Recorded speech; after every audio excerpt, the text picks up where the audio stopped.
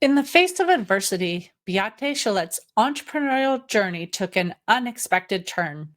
From fires to floods, riots to earthquakes, she weathered it all, only to be hit by a devastating lawsuit that left her in deep debt. But just when all hope seemed lost, an unexpected letter from the White House changed everything. Find out how this twist of fate led Beate to discover the secret to business growth and success. Stay tuned to uncover the remarkable story of resilience, adaptability, and the transformative power of scaling and delegation. Welcome to Biz Help for You with host Candy Messer. Entrepreneurs like to focus on the big picture, like profitability, success, and a smooth running organization. But there always seems to be those little things like taxes, employee compensation, laws, regulations, and more. Now you can get the answers you need in one place. Join us today as we break it all down for you. Now, here's your host, Candy Messer.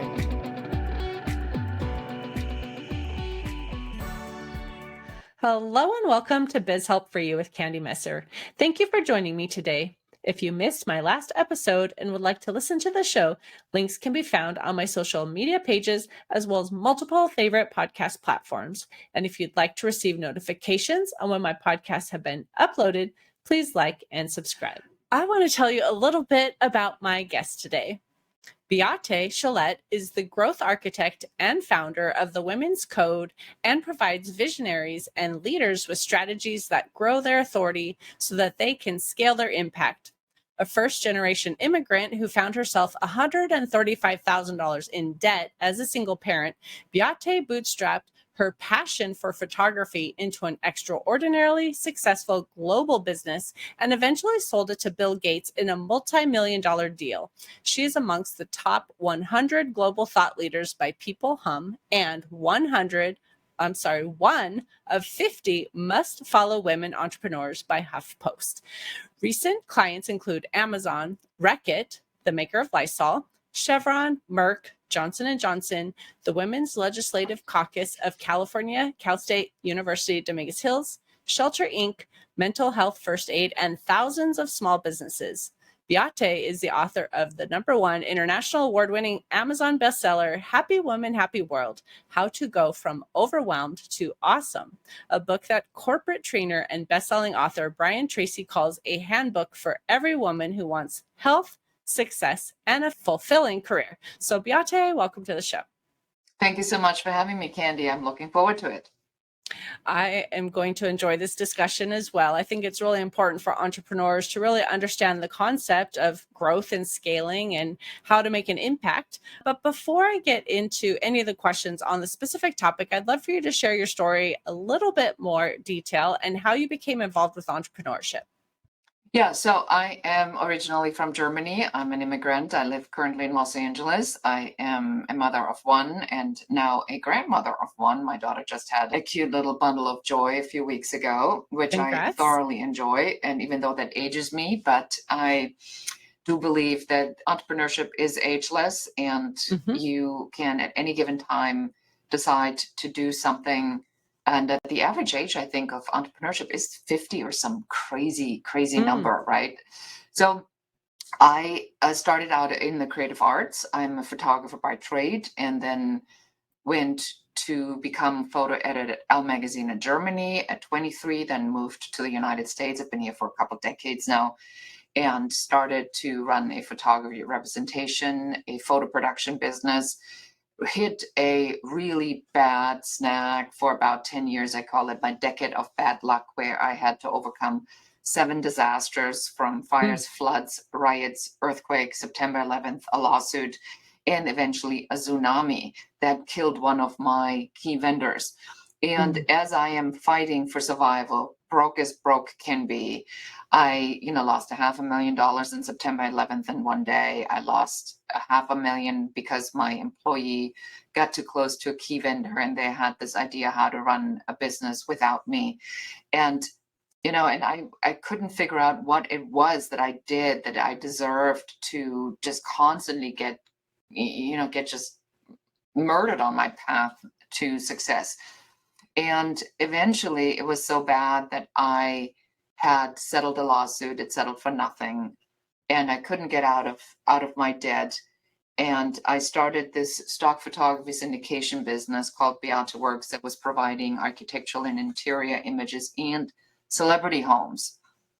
And I had no money. So I had to go very deep into debt, and I ended up $135,000 in debt. I had a great idea, no money, very little income. I flew to Germany to drum up some business, going to an international conference, hopefully, doing some distribution deals to get money in the bank. And then my father had a stroke. My father did not have a stroke. My father had pancreatic cancer, and he died only 6 weeks later. And when I'm at the grave, literally, I'm in this picturesque town in Nether Bavaria and overlooking the whole valley with this gorgeous Baroque church. My phone rings. It's my office in Los Angeles telling me that we've been just served a notice. And so now I'm losing the house. And that's when I fell to my knees and I raised my fist and I yelled at God and I said, this is enough already of this. Like literally, I cannot take anything. What did I ever do? I couldn't believe that this was at the end of the day that the joke would be on me. And I surrendered and I came back. And not too long after, I got a letter from the White House because in my desperation, it's a totally true story. It's a crazy story, Candy. I had written a letter to the President of the United States months before because my former mother-in-law was such a nag. She would say, well, why don't you go to the number one guy in the country? Why don't you write a letter to the president? If anybody can help you as president of the United States. I'm like, who in their own right mind writes a letter to the president of the United States? I mean, that is a really dumb idea and a waste of my time. But I wrote the letter, so I just never had to talk to her about this again. Imagine my surprise when I get a letter from the White House. And it says the president sends you his best wishes. I'm like, I know he's never seen this letter, but it put me in touch with a small business administration that made an appointment with me because they needed to know who this nutcase lady was that wrote to the president, because they also got a letter from the White House saying, please get in touch with Beate. And so that was it. And that's how it all started to turn. Is then they found me a bank that restructured my $135,000 in a 10-year fixed loan that freed up my line of credit, that gave me enough cash to get to break even 3 months later. The difference between bankruptcy and break even was 3 months. And then 18 months later, I'm the world leader in my industry. And that's how a Bill Gates company came and says, can you tell us how you do it? And I said, no. You want it, you buy it. And they said, yes. How much? I said, millions. And they said, fine. Nice. I mean, that's a wonderful story to hear, that you turned all of these trials into success. And I know a lot of times when people are in the middle of it, and you said a 10-year, I mean, a lot of people probably wouldn't last that long just dealing with all of the stress and the trials and the tribulations. But at the end, you have a happy story to share, which is really encouraging, I think, for those who are in the midst of it right now. Like, it's okay, like keeping on, because there is a light at the end of the tunnel. So thank you for sharing and being vulnerable about where you were, just because others can learn from that situation. I think you're making also an important point here, Candy. If I may just stop on this. I think people, when they experience adversity, they think adversity means that they've done something wrong. Adversity are your stretch marks. Because if you are going to that next level, you have no idea what is on that next level. You just don't. Right. And so this adversity is preparing you for that next level. Now, if we really think about all that I've went through, death, fire, floods, riots, earthquake, lawsuit, and you go, this is kind of like really not normal. But then you think about that I ran a company that licensed into 79 countries in the world, and that I had contracts, more contracts than you can imagine. Do you think that having been in a lawsuit that my contracts were good contracts? Did you think that me having been betrayed, that I didn't set up my business operations as an equity type business that where money was made when I wasn't there, because I never was going to give that much power to one person? Did you think that I wasn't going to set up my operational structure or my employee structure different that nobody ever would know the whole, but only certain pieces of it. So that if one person would fall out, they couldn't take the whole business down. I absolutely did that. So if you look back and then you say, that was for that, that was for that, that was for that, that was for that. But when you're in it, it's just like a cast iron frying pan. Right. Right. Well, I do think things lead us on the path, and it's painful a lot of times to go through those situations, but we often learn through the adversity and the failures and all of that too, that maybe we wouldn't have otherwise. Again, it's like a painful journey to go through, but sometimes I believe it is necessary to get us to where we need to be. So I do want to talk about obviously the topic today we're going to discuss is building our businesses, like scaling, having impact in the world, locally around us, as well as, just all over. So if someone is thinking like, yes, I really want that, I feel like I'm so small, I'm not really making much of an impact, like what is the strategy that they should be using to start where they are now? Well, there's two things to understand. So there is a difference between growth and scaling. Mm-hmm. The first step is growth, because you have to get to a particular number so that your life is not so stressful.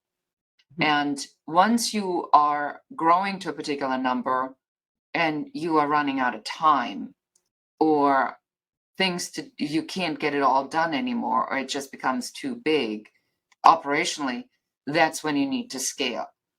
So as you grow, you want to think about this from a perspective of, how do I design this? And we follow the 5-star success blueprint in growth architecture on to say, in these particular pieces that you're building, which of these pieces could you give to someone else as you're building them? So I now have come to a point where, I mean, I'm pretty good with CRMs and all of this, but now the stuff has gotten so intense and so complicated that while I am good, I am no longer the best at it. And so I went in and I thought in my, how would I put it, in my exaggerated evaluation of my own skill set, that I could just go in and make a change, and I screwed the whole thing up. And then everybody got an email that they should not have gotten, because I had to go in and prove my value for some unknown reason to anybody. And then I had to go back to my team and say, I need to shut up and sit down and mingle with this, because my impatience of saying, well, I can just fix it myself. No, I cannot fix it myself anymore. So we're clearly in the scaling part in the business. So don't get in the way of people that are more qualified than you are. And if somebody says, I'm stuck right now, then the question is, are you continuing to do the same thing over and over and over again that you already have proven does not work? But Beate, it works. Sometimes, or all the time. Sometimes. Then what you do is not working. But if it sometimes works, then I probably could make it work all the time. Have you tried? No, then it doesn't work. What are you going to be doing different? But it does work. That's why so many people are stuck, because that's the conversation that they have in their head. They think that if they had a client or 2 clients or 3 clients and they had a couple really good months, that's the model. Most of the time, the models are not big enough. I'm going to give you a great example. I met a woman at a pitch competition here in Los Angeles where I was pitch judge. And she came to me afterwards. She was wearing these like really cool overalls. And she says, I'm a filmmaker and I am really dedicated to getting these overalls sewn and then raising money for homeless. And, and she's like taking me through this. And I said, call me, this is a pro bono thing. She said, call me. I said, I want to talk to you about this. And then I said, what's your business model? Well, we have to figure out a way how to get these things produced and sewn. And then how do we get this sold so we can raise the money? And then for the programs, I said, this is the shittiest business model I've ever heard. I said, the city of Los Angeles has one of the largest homeless problems in the country. And that is because a lot of people, where it's cold, Alaska actually told us that they're flying people to Los Angeles because they don't want them to freeze to death in Alaska. So they're just sending them to the beach in California because they have beachfront property and they can take showers, which is a huge issue. And so there've been billions of dollars that have been collected by taxpayers to solve these issues. So this money is all sitting there. Nobody's knowing what to do with it. So I said to her, use the sewing to create a re-entry into work program. Mm-hmm. So now the business model, and this is just a couple of phone calls that I've had with her. So she is in with the Los Angeles mission that gets a lot of money from the government. They ran a pilot program on how to identify women that have been formerly unhoused, that hit all the criteria. They're clean, they, went in the shelter, they're taking their meds. They teach them how to sew with fabric that's left over from the fashion district here in Los Angeles, that are now creating pillows much easier than this complicated overall, that is now being available for sale to help these women to actual financial independence, following a model from, this very famous Homeboy Industries, the guy who takes people that have been formerly incarcerated and helps them to get back on their feet by giving him, them jobs in a bakery, which has since ballooned. So we have the model that exists. So when your model is not appropriate to what you're trying to do, it cannot work. So you always have to look at, if it's not working, your model is not working. Mm-hmm. Right. Well, and it could have worked in the past even, but as things change, or again, if you need to get out of working so much yourself, and if it's all on you, and you have to find a solution, whether it's technology or other people, I think that's where a lot of times, from what I know of entrepreneurs too, where they get stuck because it's hard to let go. Sometimes they feel like, well, this company is my baby and no one's going to do it as well as I can. But if you're going to scale your company, right, it can't all be in your hands. Impossible. It's impossible. And, I have a client, and then when I talk to him, and he says, well, my bookkeeping company that I outsourced does not know how to reconcile my statements. And it's always off. And I said, because I know he's a control freak, I said, how do they enter the information? Well, on the receipts. I said, in order to do a reconciliation, they need statements, right? Especially like if you have 4 Chase accounts, 4 Chase credit cards that each run, tens of thousands, hundreds of thousands of dollars of purchases through. They need the statement. Well, they can't do that on the receipts. That's ludicrous, because the time that it takes to go on the receipt and to find the number and then to match the number and then to create a statement that you could just give them makes no sense. So, well, I would never give somebody in India control over my finances. I said, well, that's why you are so stressed out. That's why you're so burned out. Because you think you can do everything better and you're perpetually worried. There's ways we set up the systems. We put the passwords in a password protected thing. We give them the password to the system. And if we ever not wanting to work with them, we just shut that off and they have access to nothing. Right. And then we change the passwords. It's very easy. Why don't you do that? Well, because I haven't hired the computer guy. I haven't set up the password thing yet. I said, that's why you're stuck, because you are not doing the work that you need to do to actually set this business up so it can grow. And that's a lot of times business owners where they create, to your point, Candy, these processes and procedures that just make them feel important. If you don't trust the people that you work with, as certainly, as you very well know in accounting and bookkeeping, you should not work with them. Right. I think too, again, when it comes to somebody letting go, they always think, again too, and you've kind of said this too, well, no one is going to do it as well as me or care as much as me. And, that is probably not the case still. That's one of the opinions maybe we have about our own business. But just like when we first started in our career, we probably didn't know how to do everything and it took time to learn, but we learned it, right? And we're great at what we do now. And so I find too that if you take the time to really train someone, and you can document processes in writing or videos or whatever, but you can pass along your knowledge to someone else and they can step in, which gives you freedom, right? I mean, that's what we wanted. That's why we became entrepreneurs, right? Is to have freedom. But then what happens? We usually do it all and we work too much. You're absolutely correct. And that is an evolution. I mean, the entire idea of running a business, let's just say it, is to build it and then build it so that it can run without you. Otherwise, it's a job, not a business. And if you wanted to just replace another job, then you have succeeded. But I thought that the whole point of being an entrepreneur was to let that kind of go, right? And Right. that's a mindset issue, though, more than anything, Candy. I don't know what you see with the people you work with because you deal with their money, but that surrender of saying somebody else is better than me is almost like they're freaking out when you even say that. Mm-hmm. Mm-hmm. Well, and even if it's something that you're really good at, like I've talked to clients about this before too, and it's look at how much it's costing you to do what you're doing, right? Sometimes they look at it as, well, I'm going to save money because I'm going to do it and I don't have to pay someone else. But how much would you be earning from selling your product, going and networking and building relationships, or like look at all of those costs really that maybe you don't see just when you're looking at this one thing, right? Because it could be costing you money to be doing it rather than outsourcing and allowing your company, like you said, to continue to scale. Because if you're going to hold on to everything, you're not going to continue.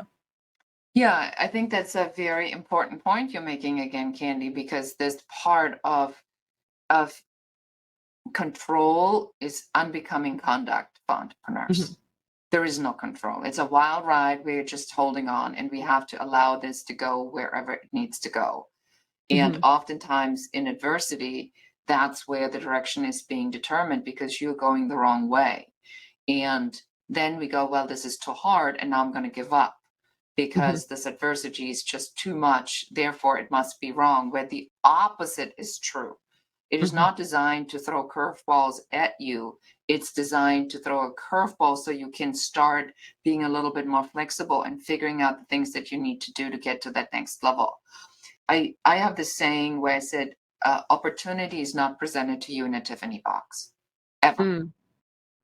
Ever. Nice. That's a really good point, because a lot of times people will think, things are going to come and it's going to be easy, but that's not generally the situation. And why a lot of people probably end up not sticking to the business, because it's not easy. It does take a lot of work. But if we're going to scale so that we can impact those around us, whether it's even our own employees by creating jobs, it's our local community, the national community, even worldwide, like what are the strategies maybe that you can offer to someone? Because we've talked a lot about things that they're not doing correctly, right, by holding on to things. But if someone now realizes, like, I know I need to change how I'm doing things, what can you give as like pieces of advice on how to I love implement it. that? Yeah, nice pivot, Candy. Looking for the opportunity. Mm-hmm. A woman of my liking. So the first thing I want you to do is I want you to really think about this from the perspective of what we've designed as the 5-star success blueprint. So the 5-star success blueprint is a diagnostic tool for your business, and the first star is the idea. Think about, is my idea clear? Is it clear today? Because things have changed. Mm. Do I know who I'm selling to? Is that we call it the airtight avatar. Is my airtight avatar clear? Why am I the right person to sell it? And is it actually still solving a problem that people have? Because we talk to people that have phantom avatars that are selling products nobody wants. So you got to be very clear. That's how you start. And once you say, I have a problem identified that this particular group has that I can solve, you're in business. Then you go to the second star, and that's the offer. Because then and only then will you create the offer. You don't create the offer first and then try to find the client. You have to figure out what the client needs, and then you create the offer. And now that offer needs to solve this problem. Is it a transformation journey? Is it one product? Is it a masterclass, an online course, one-on-one coaching, done for you, done with you, services? How do you solve this problem in the offer? Oftentimes it's multiple solutions, because most of the time it's a transformation journey that has different entry points. When you have that, then you get to build the systems, because then what are we trying to solve and for whom? how do we deliver all of these pieces? Now we're building the system that determines the CRM, that determines the automation, that determines the funnel, that determines the networking opportunity, the lead generation. How do I get in front of my clients? That you figure out once you have these other two pieces outlined. When you have that, then and only then are you hiring. Because then you know who do you need for what skill that operates these systems that delivers this offer to your client. And when you're done with that, then you come back to you and you say, who do I need to be as a leader to lead this team that manages these systems, that solves these problems for my clients?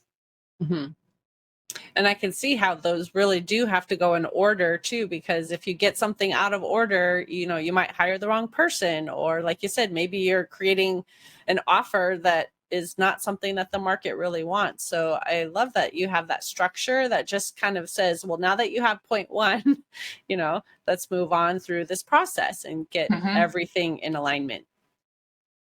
Yes, absolutely. And you made a very important point. You do this not in order, it's going to be bumpy. And when people do the offer before they have done the avatar, that's a problem. When people build systems, that's the internet marketing trap, by the way, is because most people build their business, they follow somebody like an Alex Hermosi, a Brendon Burchard, big internet marketer out there, Tony Robbins. And Tony Robbins is definitely one of the better guys out there. And they see that they have like one particular thing that they offer, and they say, oh, that sounds really good. If I knew how to speak from stage, that would be really good, because then I could be in front of a big audience, and then 200, 500, 1,000 people, a football stadium of 40,000 people would hear me all at once speaking, and boom, then the clients would just come in. So you do that. Then the next affiliate offer comes in and says, well, but if you're speaking, shouldn't you have an offer? Oh, that's right. So let me buy that. Now you learn how to do an online course. Then the next offer comes in and it says, well, that's really a product launch. So you need to now learn how to launch this as a product. Well, that makes a lot of sense. Now you know how to do the product launch. Then the next one comes and says, but how are you going to get the leads? And yeah, that makes sense. So now you have to you have to find the people and the leads. Then the next guy comes and says, well, but you need really a funnel. Next thing you know, it's $100,000 later. You wasted 2 years of your life. You have no idea how all of this connects, because it doesn't. Right. It's a phantom business model that you're chasing with a phantom idea of what you are actually trying to solve. And so you'll never get ahead, but you keep buying another thing because you hope that that's the thing that then goes like, boop, boop, boop, boop, boop, boop, does the domino effect.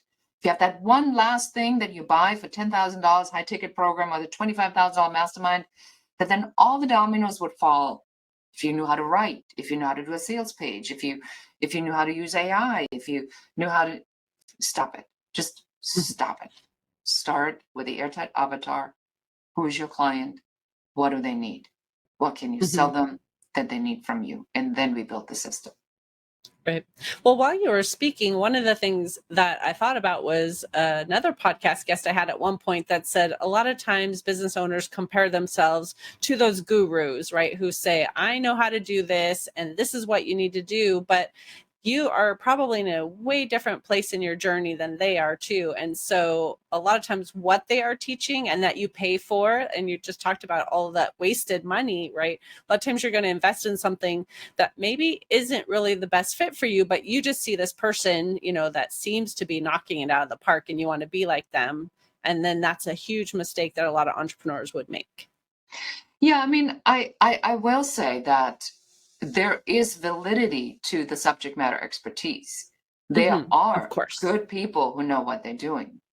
I am just saying that unless you have your business model flushed out first, and then identify what the pieces are that you need for that, then you're building, then you're growing and scaling at the same time. But if you don't have the model and you just look around and says, well, I'm going to get PR. If I had publicity, everything would be okay. I'm going to do events. If I only know how to do events, everything would be okay. You still need to know who the people are that you're going after. So you know what the problems are, so you can create an offer. And then everything else is just minutia. Because I would never send a mother of three on a speaking circuit and tell her to be 100 days on the road speaking for a couple $1,000, because with the travel, she'll lose her life and the family will hate her. So, we'll do a different strategy for her. But that's, I think, what people get really wrong. They get enamored, as you said, with the persona and the charisma and what do we call it? The ethical persuasion. Right. Exactly. Well, I know we're running short on time, but I want to make sure that you were able to share all of the tips, that you wanted. So is there anything else that you wanted to share that I didn't know to ask the question that you want to give to our listeners? Probably the one question I would voluntarily answer is, how come that I managed adversity as well as I did, or did I even manage it well? And what was it about that? And that really comes from one very simple thought. I could not fathom that at the end of the day, the joke was going to be on me. I mean, that just was not a thought that I could entertain at all. And you have to, when you hit adversity, really look at this from the perspective, it's not a Tiffany box. That's okay. You're stretching. So you have to actively look for the opportunity in this. Where is the opportunity here? Do not drown in a puddle. It is not worth it. So when it comes and you want to go into your regular behavior pattern, oh my gosh, it's another thing and I can't handle it. Why do I always have to, why is this happening to me? Why cannot for once everything go right? I mean, he said he was going to sign and now he's like, he can't find money, and he talked to his wife. I don't know what. Stop it. Go back. What do we need to do as business owners? Let's talk about this one more time. Why did this happen?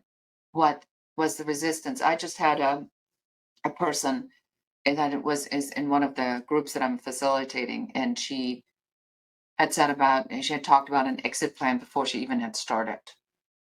So I can go and say, oh my God, why do I always attract people like that? Why is this so difficult? Why can I not? What I did is I said, that's why you joined the group. Because your story is already running before you even started. That's why you actually signed up in the first place. You just didn't know it, because that's my job to tell you that's what's happening. So that's why you need to be in this group, and that's why we need to look into it. Good job. I'm so glad it showed up so early. Same thing, 2 different responses. So failure, you always need to look at what is a reframe of that adversity or that failure. Where's the opportunity in this? Because if you do, you're going to be so much more successful. That's really, I think, the biggest advice that I have with all the adversity I went through is you cannot take it personal. You just cannot. So true. And I know we want to just take the business that we have, really continue to make an impact with it. So even if we feel it's small, the point is we still are making an impact, whether it's the clients that we're serving, it's the employees, that we have, that we're able to give them gainful employment. It doesn't have to be that grand scale. We are making an impact no matter what the size of our business is. You're absolutely correct. And other people's journey is not yours. You only need to, I always say there's a million ways to be successful. You only need to find one, yours. Perfect. Well, I want to ask if you have an offer that you would like to extend to our listeners, and also if they want more information from you, how can they connect with you? Yes. So number one, so for those of you who are action driven and you said, I need to speak to her, go to uncoverysession.com and schedule a 15-minute complimentary session. Make sure you mention Candy's podcast so we can give you priority treatment, and we will talk to you about what we can do to help you understand where the business blockers are and what to do about it. We also have a free quiz, so that takes 2 minutes. So if you feel like you're in this, like up and down sine wave, go take the quiz at growthblockerquiz.com. And that is to figure out what your number one business growth blocker is. And then you'll get a report that will tell you what to do about it. And if you heard me talk about the avatar over and over and over again, then go to Airtight Avatar, see if that's right for you. airtightavatar.com. It's a $7 program. And we made it $7 because we want people that hear this to make a conscious commitment to actually doing the work, because that's a psychological trigger. It's like, so if that's something that you're ready to do, go ahead, get that. And I'll take you personally through this on how to create an avatar and do what I call crawl into the minds of your prospects. Nice.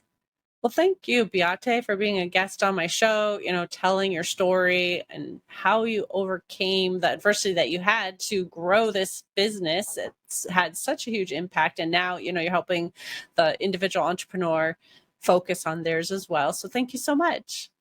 Thank you so much for having me. And for all of your listeners, please do remember to go to wherever you pick up this podcast. Give the show a 5-star review with a little comment, because the comment is what makes it show up in the algorithm so we can help more people. It is a labor of love. And share this episode with one person who needs to hear what we were talking about today. Thank you, listeners, for tuning in today. I hope you found this topic interesting and enjoyed the informative discussion. Would you please share my show with those you know and leave a review on your favorite podcast platform? I'd really appreciate your support.